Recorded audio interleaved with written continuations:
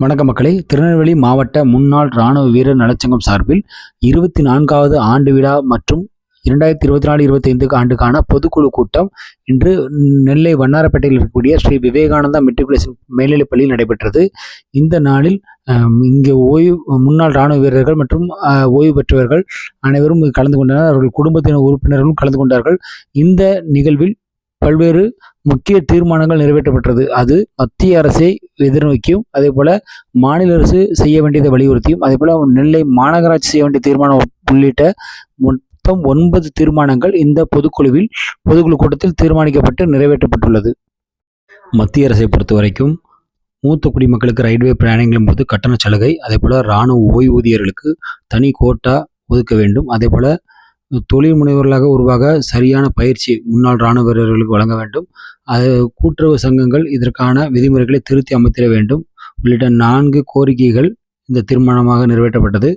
அதனைத் தொடர்ந்து மாநில அரசை பொறுத்தவரைக்கும் மருத்துவ மற்றும் பல் மருத்துவக் கல்லூரிகளில் அனைத்து தொழில்சார் கல்வியிலும் குறைந்தது 5% இடங்களாவது முன்னாள் இராணுவ வீரர் மற்றும் இராணுவ வீரர்களின் வாரிசுகளுக்கு வழங்கிட வேண்டும். அதற்கான விதிமுறைகளை திருத்த வேண்டும் என்று உள்ளிட்ட மாநில அரசுக்கு ஒரு 4 கோரிக்கைகள் வைக்கப்பட்டுள்ளது. அதே போல நெல்லை மாநகராட்சிக்கு கேண்டீன், இராணுவ கேண்டீன் முன்பாக இருக்கக்கூடிய ஸ்பீடு பிரேக்கர் அமைத்து இராணுவ கேண்டீன் திருநெல்வேலிக்கு வரக்கூடிய மூத்த குடிமக்கள், மூத்த வாடிக்கையாளர்களின் பாதுகாப்பை உறுதி செய்ய வேண்டும் என்ற ஒரு தீர்மானமும் இதில் முக்கியமாக நிறைவேற்றப்பட்டிருக்கிறது. இப்படியாக மொத்தம் 9 தீர்மானங்கள் மத்திய, மாநில மற்றும் மாநகராட்சியை வலியுறுத்தி இந்த தீர்மானம் நிறைவேற்றப்பட்டிருக்கிறது.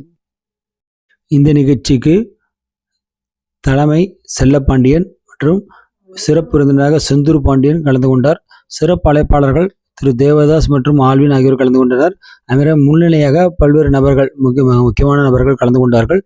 MK முகமது சபி மற்றும் ஜேசன், செல்லத்துறை, திருமாறன் மற்றும் சங்கர சுப்பிரமணியன், பிரேம்குமார், துரை ஆகியோர் கலந்து கொண்டார்கள்.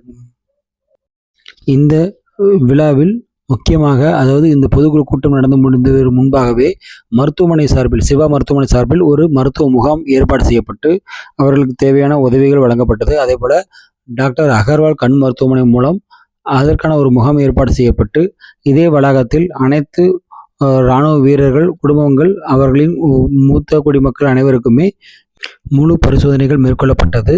இந்த பரிசோதனைகள் கண்டிப்பாக அடுத்த கட்டத்திற்கு அவர்கள் தேவை மருத்துவ உதவி என்றால் அதற்கான முழு உதவிகளும் செய்யப்படும் என முன்னாள் இராணுவ வீரர் நலச்சங்கம் சார்பில் தெரிவிக்கப்பட்டிருந்தது. முன்னாள் இராணுவத்தினரோட நலச்சங்கம் சார்பாக 24வது ஆண்டு விழா சிறப்பாக கொண்டாடி கொண்டிருக்கிறோம். இந்த விழாவில் திருநெல்வேலி, தென்காசி, சங்கரவேல் ஏரியாக்களை சேர்ந்த ஒரு 300க்கும் மேற்பட்ட இராணுவ வீரர்கள், அவர்கள் மனைவிமார்கள், விதவைகள் அனைவரும் கலந்து கொண்டார்கள். முக்கியமாக இராணுவ வீரர்களுக்கு ரயில்வேயில் ஓய்வு பெற்ற இராணுவ வீரர்களுக்கு ரயில்வேயில் தனி கோட்டாவும் அமைக்கும்படி கேட்டுக்கொள்கிறோம்.